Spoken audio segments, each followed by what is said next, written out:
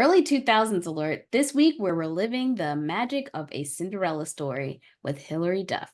Will Sam's online Prince Charming translate to the Halloween dance floor?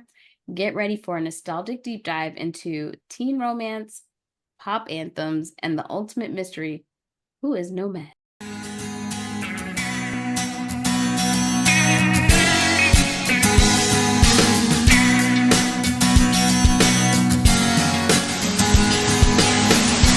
Welcome to the No More Late Fees podcast. I'm Danielle. And I'm Jackie, and we're just two best friends and ex-Blockbuster employees rewatching some of the best and worst movies from the late 90s and early 2000s. This week, we are talking about the 2004 rom-com classic, A Cinderella Story.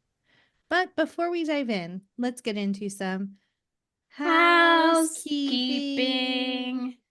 If you love the podcast and you want to support us, here are a few ways that you can. Did you know writing a review and/or rating us helps us get more listeners? If you want to be featured and help us grow, make sure to head over to Apple, Spotify, Podchasers, iHeartRadio, or any of your favorite podcast platforms and leave us a review or rate us. And if you like what you hear and want to buy us a virtual cup of coffee, head on over to ko-fi.com/no-more-late-fees. And if you donate $50, we will do a movie from our time frame of your choice. Thanks to Mike and Mike Go to the Movies for this suggestion. We are totally stealing it, but head on over to ko-fi.com/no-more-late-fees. Make that donation and let us know what movie you want us to do. And I'm sure hilarity will ensue. And don't forget to check out our store on Redbubble at nomorelatefees.redbubble.com to buy our signature merch. You can buy a No More Late Fees shirt, shower curtain, or even some of the fun sayings that we say on the show and some fun sayings from some of our favorite movies. We are not alone this week. Joining us is our pod pal, Gina. Welcome back. Me just wooing in the background. Ow. She's here. Welcome back, Gina. So happy to have you. Excited. I was very excited to be invited. I will come back anytime you guys will have me. If you want to get to know Gina a little bit better, come back later this week as we rank our favorite Girl Gets the Prince movies in our bonus episode, and check out our Casper episode that we did in season 2. It's been a long time, girl. I'm actually very interested to see how other people would rate those movies compared to where we put them at. Like if that will be a controversial take that we had. I know. All right, let's get the 411 on A Cinderella Story. So A Cinderella Story is a modern take on the classic fairy tale. High school student Sam Montgomery lives with her wicked stepmother and stepsisters who treat her like a servant. And she dreams of attending Princeton and secretly chats online with a boy who shares her dream. Unbeknownst to her, it's Austin Ames, the popular quarterback. They agree to meet at a Halloween dance where she leaves her cell phone behind in a hurry. Austin seeks to find her because a mask really hides her identity so well. I can't wait. He is confused. And Sam's stepfamily tries to thwart her plans. With the help from friends, Sam finds the courage to pursue her dreams and reveal her true identity. It stars Hilary Duff, Chad Michael Murray, Jennifer Coolidge, Regina King, Dan Bird, and Julie Gonzalo. It was directed by Mark Brosman and written by Lee Dunlap. And you can currently rent it on Amazon Prime. I think it was $3.50. But before we get started, let's get into our ratings rewind. So you know the drill. Before we get into the movie, we'll reveal the rating our Y2K selves would give. Then at the end, we'll see if our current selves agree with our initial rating. Our scale consists of would buy it again. The best, would play on repeat. 5-day rental. Would watch again. 2-day rental. Okay, but nothing to write home about. And same-day rental. Scrub the floor with it. It's trash. Scrub the floor. That's incredible. So Gina, what was your Y2K rating of A Cinderella Story? Definitely would buy it again. And probably did. Jackie? I know I watched it. I remember 0. of this movie. But so I'm going to say same day rental because it did not leave an impression. Interesting. Yeah. Oh, yeah. So I I watched it. I believe I watched it. Because then when I started, like at first I was like, you know what? I don't know if I've seen this movie full through. But then I was watching, I was like, okay, it's all coming back to me now. So I remember it. I did not buy it. It's teetering on 5-day, 2-day rental for me. That's fair. I'll say 5-day rental because of Regina King. Fair enough. Queen Regina King. Yeah. Let's look at this box office. Yeah, tell us about the box office. So this movie had a budget of $19 million and it made $81 million worldwide. The power of a teen movie in 2000s. My God. Hilary They Duff will, at the top of her game. if you think about it now, how gypped we are from getting really good teen comedies anymore, or even bad teen comedies. They go straight to Netflix, Amazon. We don't get like any like movie releases anymore. There's no like buzz. There's no excitement for anything. It's almost No. sad. But brace yourself, ladies, because Lil Raj had some choice words for this film. You ready? Ready. Roger, clutch the pearls. Roger Ebert criticized the film as lame and stupid, noting that its appeal largely relied on the popularity of its lead, Hilary Duff. He felt the movie was heavily marketed towards young audiences but lacked substance and creativity.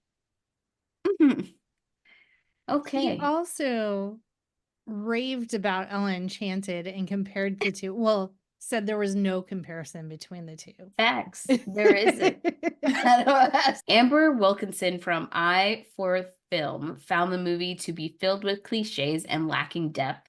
She criticized the script and character development, suggesting that the film's numerous moral lessons and predictable plot did not resonate well. And Common Sense Media appreciated the movie's appeal to its target audience, describing it as fresh, funny, and sweet, and noting that Hilary Duff's performance was charming and relatable for young viewers. I will say Common Sense Media, I believe, has something like, aren't they like a Christian-based thing? It was the only kind review I could find. Well, but I've never even heard of them. Here's the thing. When we look at our leading ladies of Lindsay Lohan, are the Holy Trinity, as I like to call them, of Lindsay Lohan, Amanda Bynes, and Hilary Duff.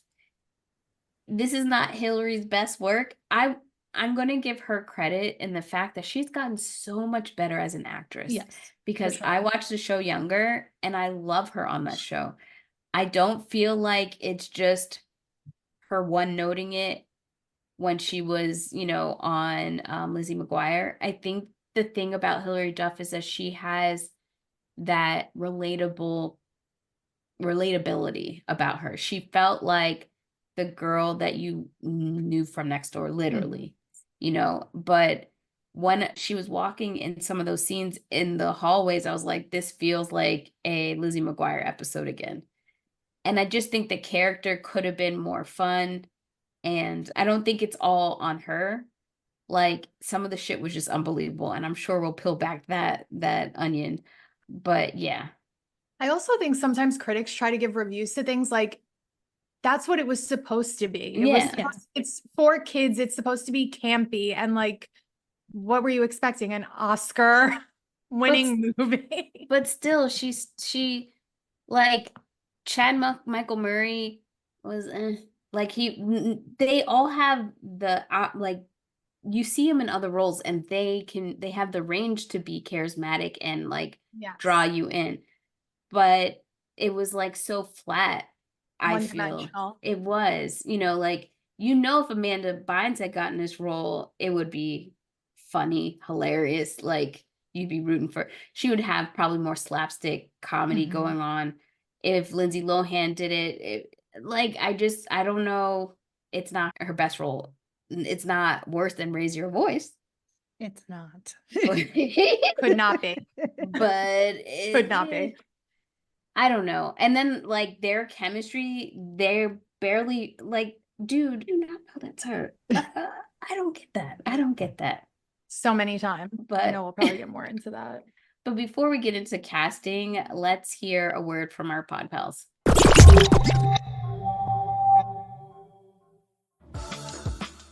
Are you tired of waiting for sparks to fly on your dating app? Do you dream of running through airports to deliver an out-of-breath, unplanned monologue?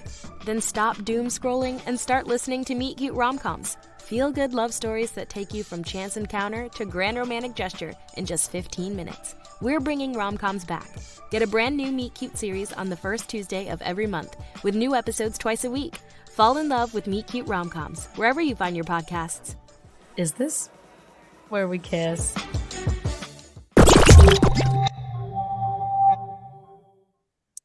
And we're back. So how would you feel if I told you that Rupert Grint actually won the role of Austin Ames, but had to drop out due to Prisoner of Azkaban? I don't know if I could see that. I can't all. see his pale ass being the head quarterback in California I and agree. being the most popular dude. I read that. I was like, Did he plant that rumor? You know what? I think they were rooting that Rupert was going to like be cute when he like really hot. Didn't go. I'm sorry. He didn't now Neville. He didn't Neville Longbottom. If Neville had gone, I'd be like, I can see it. I can see it. But nah, sorry. Sorry, my boy. Can't see it. Never happening. Hilary Duff accepted the lead role because the story Cinderella was her favorite fairy tale when she was growing up. I love that for her. It's fair. Cute. It is one that they do over and over again, but we don't get sick of it for some reason. I tried Googling A Cinderella Story just to get like facts. There are 5 of them. Yeah. Really? But like none of the other ones, well, Selena Gomez, I think, is in one, right? Yeah. Yes. But they're not really like memorable at all. And I think they were all like straight to DVD type thing. Yeah. I think almost like every generation of Disney star has had to do one or something. Yeah. Yeah. Oh, Lucy Hale was in one called A Cinderella Story, Once Upon a Song. Oh, beautiful. Yes. So let's get into the movie. The movie opens. Sam is living this charmed life in Southern California. Her dad owns a diner, is very doting on her. Her mother passed away when she was young. They bond over in the evenings. He reads her fairy tales, Cinderella being one of them.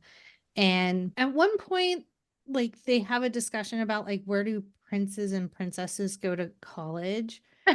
And he makes up Princeton, but then like that sticks in her little brain. Yeah.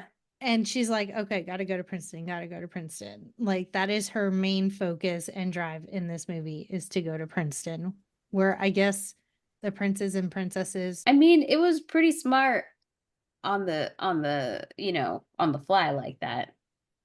But like I kind of felt like it was misogynistic to just say they go to find their prince where the princes go. Okay. But thanks, Dad. And so they are working at the diner one day, and this lady trips and falls into Dad's lap, and it is Fiona, played by Jennifer Coolidge. Jennifer Coolidge is unhinged by nature, but in this movie, it's another level. When she wears those tanning glasses and is trying to drink the drink and can't find the straw, it is comedy magic. There's so many memes and gifs from this movie alone that when I was thinking about had I seen it or not, it was hard to tell because I know all the memorable parts. Like to this day, people are still, reciting some of the lines, and 90% of them are hers. Yes. Yeah. Her all salmon diet like and all. When my dog is being naughty, I'll like look at her and say like, you're not very pretty and you're not very I don't mean it because she obviously is, but I love that. Shortly after meeting, Fiona and Dad are married, but then there is a tragic earthquake, and Dad goes to rescue Fiona and her children and perishes somehow in the What? earthquake. I probably find this out later, but let me just say this. That man wrote a will Mm-hmm. and put it in his child's fairy tale book. No, Fiona hid it. In the fairy tale book? That like belonged to her. That was her favorite book. Like she's not very bright. Yeah. Oh, right. And also, if you write a will legally, I believe there's some sort of trustee, Filing somebody. system. Yes, somebody is in charge to make sure. Now, Fiona probably could have had rights to be like the person overseeing things until Sam became 18. But that whole part trips me out. But okay. Daddy, you ain't Here was making my sense. other question. Like when we first see her, when she first gets introduced, they're like, and they get married, she's very plain Jane looking. So are we just to assume like she came into that money and just like went buck wild with the lipo and the Botox? Yeah, she lost her damn mind. Yes. It's just so crazy to me that there are people in this world that will hate a child. Like from jump, she was horrible to Sam. Horrible. Now we see Sam as a teenager. Fiona has taken over the diner, makes everyone wear roller skates. Everything in her entire life is a shade of pink. And she has 2 daughters, Brianna and Gabriella. They are awful. And Sam's just trying to keep her head down, study. Fiona like works her to the bone at the restaurant. I'm sure there's child labor laws being broken 100% with the amount that she's like making her work at the restaurant.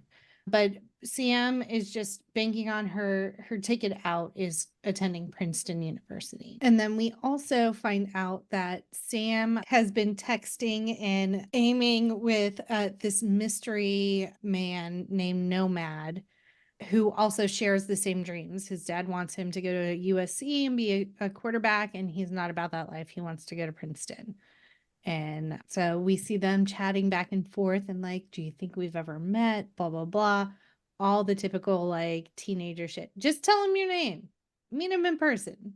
Make sure he is not a catfish. I also felt like there were so many scenarios in which they had to know they were in proximity of each other. Like when they're first texting and they mention the teacher that's obviously in front of both of them, or they're both in the computer lab and they're messaging each other. You all have to know that you're sitting 5 feet from each other. That computer labs scene reminds me of 16 Candles, where Andrew McCarthy's character is like chatting with her in the library and she like looks around or whatever. I was like, I wonder if they did that on purpose or not. Were they that clever is the question. Probably not. We also see Sam, as soon as Dad dies and Fiona gets the money, Sam's moved to the attic, like poor little Harry Potter. But like, okay, I know she's upset because clearly her room is decorated, it's beautiful, whatever. But that attic room was great. Like, it was pretty big. I'm just saying it. I'm like, girl. But at first it was unfinished. Like she had to like hang things on the wall and stuff to make it look like a room. Yeah, but it just had a lot of potential. I'm just saying, like, Harry Potter was living in a stalls, essentially. I think too, it was about that they obviously wanted her away from them, like separated from them. Yeah. Yeah. Which is sad. And I'm like, she didn't have space. No grandparents, no aunts, nothing. No one checking on her except for Regina King. Yeah, all the people at the restaurant. She was like, this is the only reason I've stayed is to make sure Sam is okay. Yeah. I would have like tried to sue for custody. I don't know, man. That's crazy. That lady was unfit. Danielle, she probably could have just took her. She didn't want her anyway. Yeah. Right. That's why I was like, why didn't Sam move in with Rhonda sooner? Why wasn't Rhonda like, hey, I got a room? I think Sam, like, I guess that was a part of the metamorphosis. Play on words there. I love that album. And a part of her metamorphosis was just like that she had to come to that conclusion on her own. like feel brave enough to do it. I guess she's been put under Fiona's thumb for so long and been mistreated. And not only is she getting mistreated at school, I mean, at home, she's getting mistreated at school, apparently. Even though I don't really see many people like harassing her. Like, and it's also another one of those cases of like, that girl would not have been made fun of at school. It's so annoying to me. Like, why? Because she had an old car. Like, be so for real. It's a Mustang. Like, who are we it's a convertible. Like, give me a break. And on top of that, like, the only thing you can make fun of me about is that my family owns a diner, bitch. Yeah. Like, diner girl. I have a job. That whole thing was insane to me when that girl did that play or whatever. And I was like, are y'all fucking for real? This is the stupidest shit. Like, any other high school would have been like, what is this? And where are the teachers like, what is happening? What, like, shut this down. This is obviously an attack on one person. Well, they just let it keep going. What happened? Like, they just let it keep going. Yeah. Like, surely somebody would have got on stage and said, that's the ends of this. Right. You know? That one teacher who's the lady from Detroit Rock City, the crazy mom, she's so busy like did you guys catch that weird scene where she flirted so weird with one of the guys? Yeah, I was like, ew. I never caught that before, and I've seen that like movies so many times. I was like, oh, that was weird. Yeah, it was almost like it was implied that she had been sexually abusing that child. Yeah, it was very, very concerning. Can we talk about how there are so many Veronica Mars people in this? So we've got Felix. I didn't know that he passed away, and I was very sad. Yeah. I don't remember what his name was on the show. And then the girl who played Parker. I was like, damn, I didn't know. I like never paid attention to it. Probably because this came out before Veronica Mars. That's even weirder then. Yeah. It could be, I'm starting to realize when we see like some of the same people, either they have the same agent or like the same casting director might cast certain things. So, or some actors will recommend people they know, but that one was like an interesting coincidence. I feel like this and Freaky Friday had a lot of crossover too. So I would be interested, like, well, first of all, there's so much lore behind that between Hillary and Lindsay, but also like the villain girl, like the mean girl, was the same in both. Yeah. And obviously Chad. So I wonder, to your point, like, where's the crossover there for the cast? Yeah. Danielle, did you notice like when Fiona is vanquished to the attic, she like flops on her bed and she has her shoes on? And I was like, that would not stand in Danielle's house. I just think it's gross. Take your fucking shoes off. That is nasty. So bad. I don't know. So yeah, we meet everybody, right? Well, we see that now we're in present day. Sam is in the attic. Her stepmom is fucking crazy. We're in a drought. She's out tanning and she's already beckoing for Sam. Before we had Alexa's, they had some intercom situation going on so she can call her at any time. Yeah. Insane. And she's got this girl doing chores, and when they pull out, you could see that the grass is extremely green and everyone else's is brown. And I love how she brings up J-Lo and she's like, you think J-Lo has brown grass? I wrote that down. I was like, so relevant. Yeah, so relevant to today. And then we see her go pick up her bestie. Now, when we see her best friend, his dad is outside cleaning his like prized possession, his car. It's a Mercedes. And his Mercedes. Is that the dad from 90210? It is? Okay. I was like, he looks did that for a long time. Yeah, he did. Carter. Played by Dan Bird, who I know from Cougar Town. Yeah. And I love him. And obviously, I don't remember anything about this movie, so I didn't even remember he was in it. I love this relationship so much. Yeah. They're so supportive, and there's not like I secretly love you. They're just like BFFs. They're ride or dies, and I am so here for it. Also, I loved him in Easy A, but he looks so baby-faced in this movie. And of course, he first comes out and he looks like he's trying to be, it's Malibu's Most Wanted, but he's an actor and he said he's going method, but Sam makes him go change. Thank God. Bless her. And every day he's just trying to be somebody else. Yeah. His name is Brandon in Easy A. So oh, that's right. That's right. Okay. I was just hoping. Yeah. So we see a day in the life at school and she's T9 texting away to Nomad. Oh, and then we also see that she has an admirer, not so secret admirer, Terry, who is Horowitz from the Big Bang Theory. And I was like, oh, he's been in other stuff. He looks exactly the same, which was crazy. I did not remember him at all, but I mean, it makes sense because I haven't seen the movie since then, and he wouldn't have resonated as anybody at the time. So, and creepy stalker. Yeah. Will not leave her alone. And she's so kind to him. She doesn't like ever get upset or anything. She's just like, okay, thanks. Bye. So crazy. But during the course of the day, Nomad asks Sam to meet him at the dance. He will be in the middle of the dance floor at 11 p.m. What dance goes till 11? School one? Would it though? Yeah. Oh, I feel like 11, know. we're wrapping this up and getting home. Oh, that's true. But they were at a hotel too, but it was seniors. But it was just a Halloween party. It wasn't even homecoming or They prom. called it was homecoming, but it was near Halloween, so they made it a masquerade. Okay. I have such beef with that first scene because when she like comes in and they're playing Best Day of My Life and it's a Jesse McCartney song, but it's like not him singing it. I'm like, this is so distracting, maybe to no one else but me, but I hate that. But he was on like the actual soundtrack, so I wonder, like, could they not afford to just put him in the movie? I don't get it. Yeah, that is weird. Maybe they didn't get the rights till later. Yeah.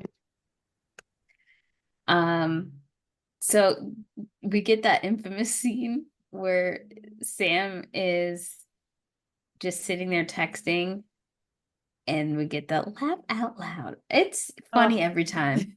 Every time. And I just feel like Sam's outfits are so signature Hilary Duff at the time, and all the layers and the low riser jeans. Well, Epic. and they color coded all of the characters to match with Disney Cinderella. So Sam and Austin are in blue, Fiona wears pink, Brianna is in green, Gabriella's in red, so that they tied to their counterparts. And they even made the car blue. That's true. And that makes so much sense.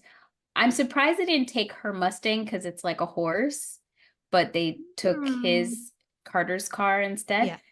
But when she goes to Rhonda's, when she ends up like moving to Rhonda's and she's like pulling shirts out of that bag, I was like, is that the same fucking shirt over and over again? It was like on Doug, they showed us his closet and it was the same outfit. All the same vest. I was like, wait a minute. These are all the same shirts. Y'all got to go back and just watch that one scene because I was dying.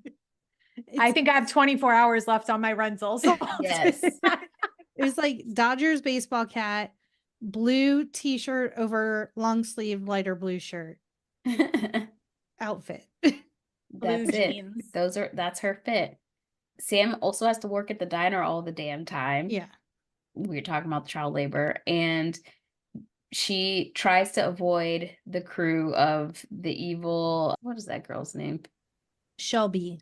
Yeah, the evil Shelby, who is dating Austin. I was going to call him Chad Murray, but Austin. And so, of course, Sam has to go wait on them. And it's so many times he comes into that diner and he orders something and then he's like, I'm out. Like, why are you coming here? First and foremost. Ask yourself, are you hungry or thirsty as you enter this establishment? Right. The answer is no. Walk back out. And yeah, so they're all sitting around, and this is when, his hand is kind of forced because he tells Shelby, like, I need to talk to you in private. And she's so full of herself and oblivious to anyone around her that she's just like, anything you can say to me, you can say to my friends, blah, blah, blah. And he was just like, yeah, I don't like you anymore. I like someone else. I don't know who she is, though. When she was like, are you in love with someone else? And he was like, I think so. I was like, I just rake me over like the grill back there right now. That would be the end for me. Yeah. So embarrassing.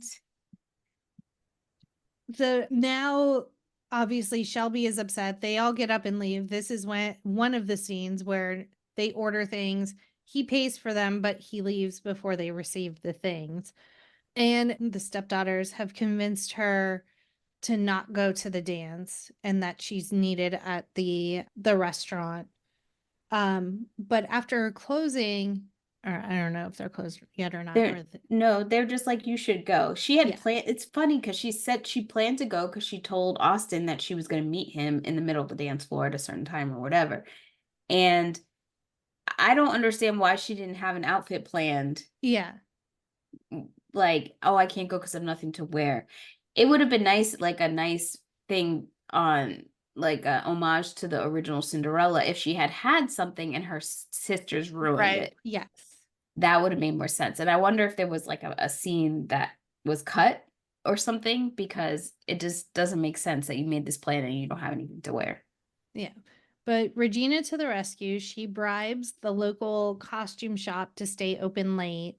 But in that giant ass costume shop, she cannot find a single thing to wear.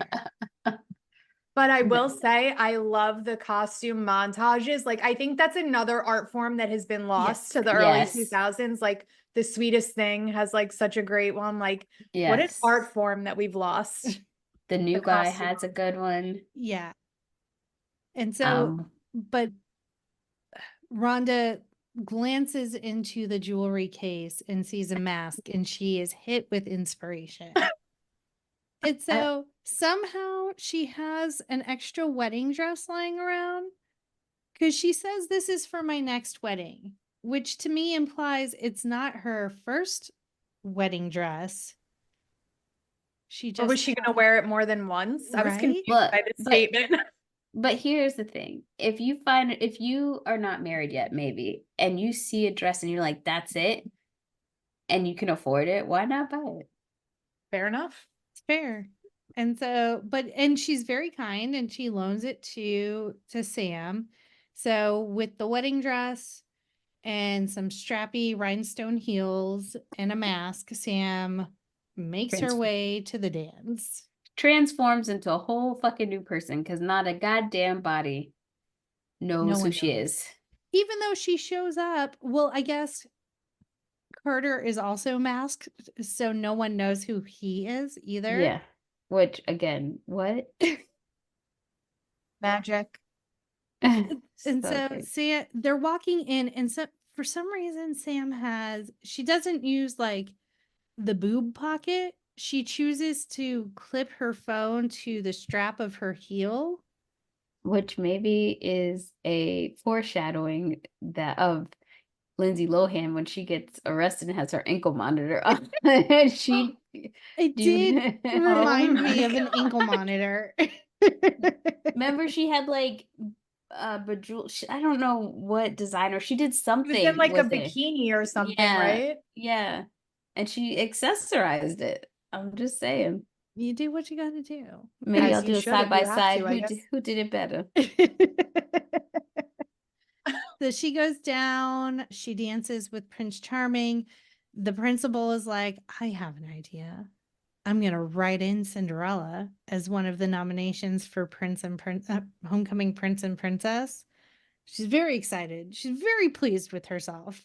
And at the same, and then they go outside and they're at a hotel, and all I can assume is that they're setting up for a wedding the next day, because it's this beautiful lit gazebo with flowers and chairs all around it. So, but they start talking out there, and Sam's hesitant to let Austin know who she is, even though she knows who he is because he's not wearing a mask. And she's not dumb. Yeah.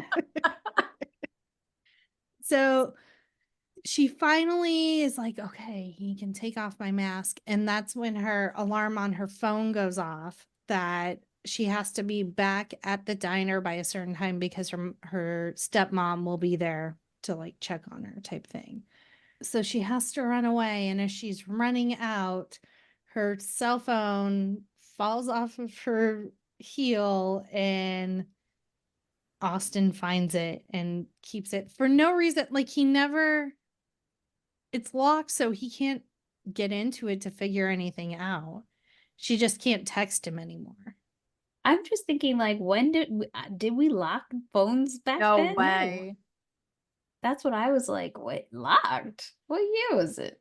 And I feel like if you lose your phone, especially Right, because you have a stepmom that's obviously not paying for things or giving you money, like she I'd was be so upset. unconcerned about this phone. Yes. She doesn't even mention I lost it until like Yeah, and when she's like, I got it back, I'm like, wait, I forgot. You haven't had it this whole time. right. It's crazy.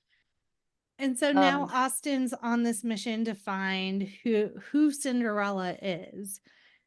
But at the same time, I'm just going to call him Felix because I think his name's David in the movie. But Felix from Veronica Mars starts making advances towards Shelby. She's uncomfortable. And that's when Carter swoops in as Zorro and protects her. And then they start making out, ? Well, first he tries to protect her, but then runs away. So you've now left her with the assailant. You've done Yes. nothing. Although the assailant is dumb, so he starts chasing you, and you start fucking up everything as you're going through. And then I guess somehow he loses Felix, and then he goes to make out with her. And then Felix is trying to like brag that he beat up some kid. No, you got knocked the fuck out. Like everyone saw that, bro. Like everyone. Embarrassing. So yeah, Sam and Austin, they have their moment, whatever, but she's got to go. She finally gets Carter. They're out. Also, the twins are with their mom, and they meet at a stoplight, and they look over and they catch Sam. Yeah. She ducks before her stepmom Fiona could see her, and so they're like rushing their mom to try to get to the diner because they think that's Sam and that she's Cinderella, and they're pissed because they have crushes on Austin as well. Then they're in the Siamese cat costumes like idiots because one of the sisters is dumb as fuck. So she got Siamese cats and made them like Siamese twins. Yeah. Like, so they try to hit the gas. Their mom is flying, whatever. And so Sam is trying to get Carter to hurry the hell up. He's so scared about his dad's car, but they finally do get to the diner, and Sam is able to like fake that she's been there the whole time making pancakes or something. So she's kind of off the hook. Carter, by the way, is like looking at the car, admiring everything's okay. And I think Fiona hits the car or hits the sign or something, the Fiona sign, and it fucks up, it like just damaged the car, which by the way, we don't hear anything else about later after. Like we don't hear that he's grounded, nothing. Like not a good Ferris Bueller moment. Just saying. Yeah. And so, but now the twins know, and then that fuels them to start kind of digging. And Sam locks her Nokia flip phone, but doesn't lock her computer. And so one of the twins goes in, prints all these emails that she's had between Austin and herself, and then takes them because they desperately want to be friends with Shelby because she's the popular girl. And they make this play out of all of these emails. And Austin is like quoting poetry and like writers to Sam and stuff, and he's much deeper than just a football player. This whole play is so fucking ridiculous. And he's embarrassed, and his dad's like, what is this, son? What's going on? I'd have been like, and first of all, teachers didn't go like, what are y'all doing? This is a pep rally. Who gave them the floor? Yeah. What did they say the programming was to like for them to be even allotted that amount of time? Like, who knows? But Sam runs off. And she then gets made fun of. And then at the same time, Fiona gets Sam's acceptance letter to Princeton and forges a new one where it says she doesn't get in. And it was like, oh, that's too bad. And like hides her acceptance letter. would she have been smart enough? Would she have been smart enough to do that? Like, be so for real. It only works because Sam doesn't believe in herself enough. Yeah. I fair. fully expected when Sam was reading the rejection letter to have it just like whited out and said like Yeah, or something spelt wrong. exactly like Fiona tried, but and then that was never really like it was kind of thrown away when Sam does find out that she's accepted. I know it becomes sort of the catalyst for her to be like, fuck you, Fiona. But at the same time, I feel like she underreacted to finding out she got into the college she's been wanting to go to since she was 10. Yeah. Like everything was kind of just pulled together at that point. Yeah. But after being rejected, after being made fun of at school, when she's at the diner, her and Rhonda are having a conversation because Rhonda's like, you don't have to be here. You don't have to do any of these things. And when Fiona comes in, she just calls her out on it. And what ends up happening is the twins come in first and they knock this Elvis guitar clock or whatever that Fiona had put on because they had covered the walls in the diner. And she sees a quote from her dad that her dad had up in the old diner. Something about missing swings. I don't some baseball sports reference. What was it? Don't let the fear of striking out keep you from playing the game. That was definitely on my AIM profile. So Sam sees it. It's the motivation she needs. And she tells Fiona to go fuck off. She's quitting the job. She's moving out. Rhonda says she could come live with her. This is when she goes to Rhonda's house and has her 3, 4, 5 blue shirts. Same shirt. Doug Funny. Doug Funny shirt. And she goes to school. She's like, I got something to do, Rhonda. I'll see you when I get back. Don't wait up. Because she about to go tell Austin about himself. That infamous line, waiting for you is like waiting for it to rain in a drought or some bullshit. I don't know. Girl, you in the locker room with all them naked boys and you talking all this shit. So ridiculous. And he's like, but you must think that. I'm like, no, you're stupid. I'm done. I'm done before we even started. Peace. And then she runs into Carter and he's like, I saw Rhonda. She said you told her not to wait up and you were here, so I went to go see what that was about. What She's is like, this game football? Right. She was like, well, what do you want to get out of here? And he's like, well, actually, I was going to go watch the game, but if you don't want to, I understand. She's like, it's fine. I could do it with the foosball. I could watch foosball game. So I have they to go explain it to you because you don't know the rules. Right. Carter don't know what's going on. So they go to the football game. And of course, they're like almost done with the game, I guess. I don't know what's happening. And they're huddling. I assume that's what's happening. And Austin just get a moment of clarity. And he said, you know what?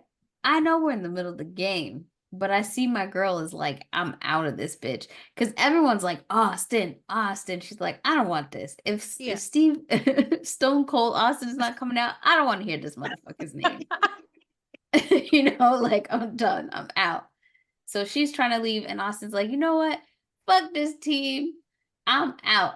And so his dad's like, where are you going? I so expected him to say, I don't want no life, daddy. Yeah. He was like, fuck these kids and fuck you too. Yes. He walks off and then he runs into the stands, but he doesn't say Sam, right? He doesn't say her name, but she turns. Well, she was coming down, right? She's already full on ready to walk straight, but she turns. And I looked at his lips. I'm like, that dude didn't say nothing. But all right, I followed it all the way here. So we'll go with it. So he apologizes. She's fine with it. They start making it out.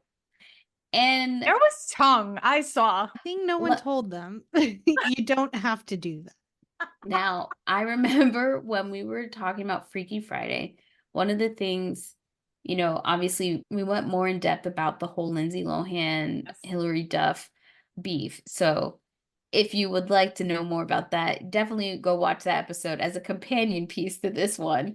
But the funny thing is that on that movie, Chad Michael Murray had like a very weird kissing situation because it was Lindsay Lohan's like first on-screen kiss, essentially.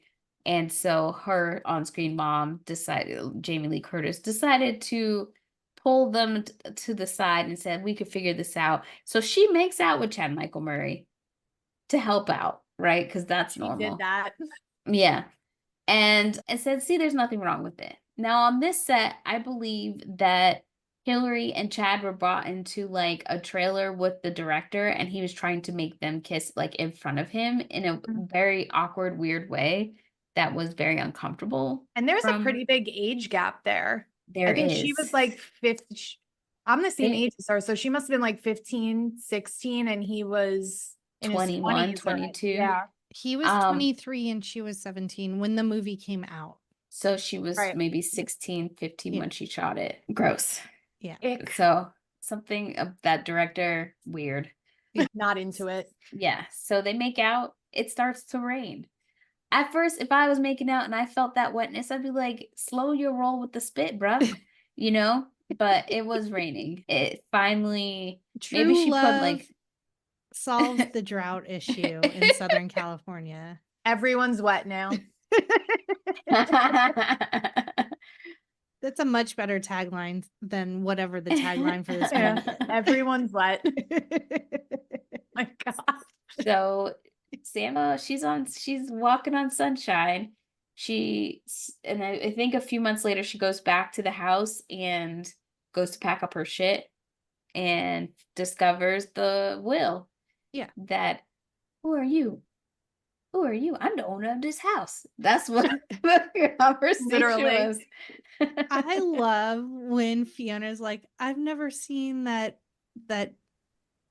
hidden will that your dad My left. husband's hidden will before. And I love how like the state attorney or somebody big is like at the house. Yeah. Because they're repossessing her car and stuff because it's all Sam's. And they're like, oh, the best punishment for her is to work. I wouldn't want to see that motherfucking bitch at my establishment. Put her in jail. Put her under the jail. Put her under the jail. I don't want to see her. Have her clean the floors in jail. I would take the biggest shits at the restaurant on a daily basis.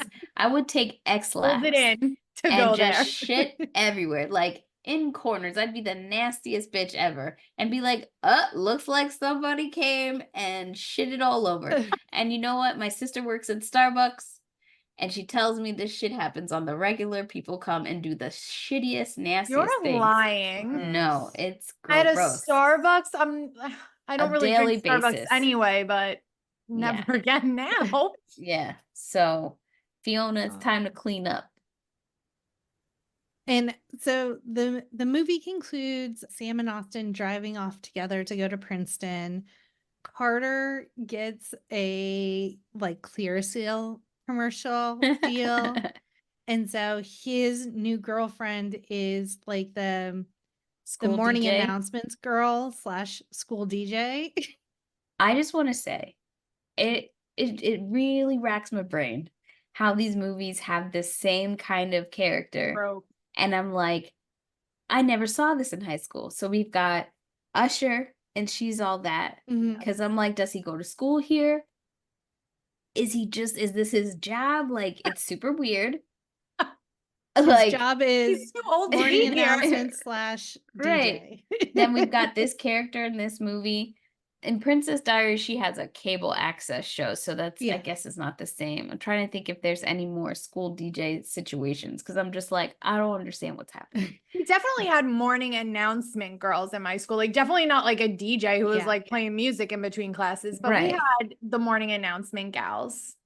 Ryan Austin Green, I guess. His character in 90210 used to be playing stuff at school, so. some schools might have this situation. You guys let us know because It's I'm Southern very California. curious. Maybe. And then we also see Rhonda takes over the diners. They're partners, which I love. Yeah. That was really And- cute. And when Sam quit the diner, everyone quit the diner. Yeah. And so everyone comes back and it's like they put it back the way Dad had it and took down all of that garish Pepto-Bismol pink walls and everything. And so everyone is living happily ever after. And that is A Cinderella Story. Yeah. Yeah, they're happy. They go We off did to it. Princeton together. You think that Mustang was making it all the way to New Jersey? Not a shot. But I did like the ending, how she was kind of like, I don't know if this is going to work out. Like, I felt like, oh, the most Yeah. realistic thing about this was that you Yeah. admitted that. Yeah, Yeah. exactly. I don't know. Austin ain't got the cojones. He's not making it far. Just saying. I would take that car now, though. I would like obviously not try to drive it across the country, but I'd get like a nice weekend driver like that. Heck Go yeah. down to the beach. Yeah. Take a Sunday drive. Sam's screen name ends in 818, which is the area code for the San Fernando Valley.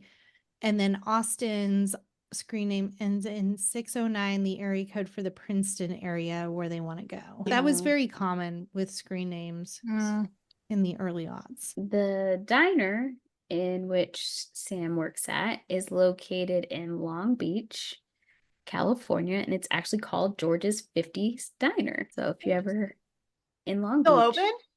I don't know. I'm just sending people there. You tell us if it's still open. Roll on by and let us know.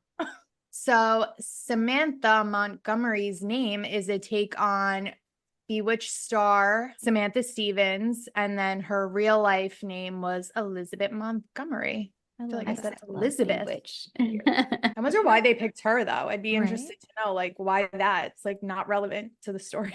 Yeah. Probably just someone's favorite. Yeah, I guess.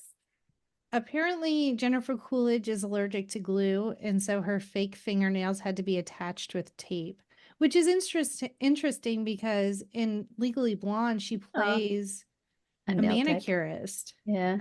In preparation for her driving test, Hilary Duff drove herself between filming locations doing principal photography for this movie. During the costume themed dance, there's a girl dressed as the Statue of Liberty and is wearing the same outfit Sandra Bullock wore in Miss Congeniality. And coincidentally, Regina King was in Miss Congeniality too, Armed and Fabulous, and she was. She was. Also at the dance, behind Zorro, there is someone dressed as Drew Barrymore's character in Ever After as a nod to another Cinderella story. I need to go back and look at that because I didn't Same. catch that. Me either. When Austin asked the stepsisters what Cinderella dropped at the dance, Brianna guesses a fish. Although this appears to be a random response, it could be in reference to Jerry Lewis's Cinderella from 1960, when his goldfish is turned into his driver for the ball and transforms back into a goldfish at the stroke of midnight. I did literally love thought that it was movie. just because the mom was obsessed with salmon. That That was like a way more well thought out response. All right, Gina, why don't you tell everybody where they can find you on social before we go into our ratings? Yeah, so I am on Instagram and TikTok. There G goes. Like there she goes, but G for me. And you can find us on Instagram, Facebook, TikTok, Twitter, YouTube, and Threads at No More Late Fees. And let's get into these ratings. Nervous. Gina, what is your present day? How do you feel? You know what? now? I'm nervous because I feel like I know that you guys are not going to feel the same way. Don't worry. I feel like we everybody- rounded out well with our different emotions. To me, it still would be a would buy it again. I feel like mostly because it's very sentimental to me. Like this was my whole high school experience, like looking at like the AIM messaging, like even the Comic Sans font. I was just like, oh, I feel like I'm at home. The BW Beatles, like just take me back in time. Like The good old days. Yeah. It is such a capsule of all of the like trends. It really is. Jackie? I'm gonna give it a It really 5-day. I wasn't mad at it. And Yeah. I did end up buying it just because I didn't want to pay to rent it. It was Fair. cheap enough to buy. But yeah, I'll throw it on every once in a while. Yeah, I think I'm gonna stay at, did I say 5-day rental earlier? I think you I did did. so, yeah. Yeah. I'm gonna stay at a 5-day rental. Thank you for not shaming me. Never. Now, if you gave would buy to Raise Your Voice, we may have some opinions. Yeah. I don't want to embarrass myself. Well, if you have any opinions about A Cinderella Story or any other Hilary Duff movie, or maybe you just want to sing us a Hilary Duff classic, hit us up at our quick drop 909-601-NMLF. Twat us at the Twitters, have us at the threads, and you could be featured on a future episode. Join us next week as we delve into the perfect exploits of Catwoman with our returning guest, Ashley Boyd. And stay tuned this week for more Cinderella love with Gina in our bonus episode. And Gina, thank you so much for joining us again. It is such a delight every time you are on, and you are welcome back anytime. Anytime. Oh, thank you for having me. It is my honor and pleasure. And as always, be kind and rewind.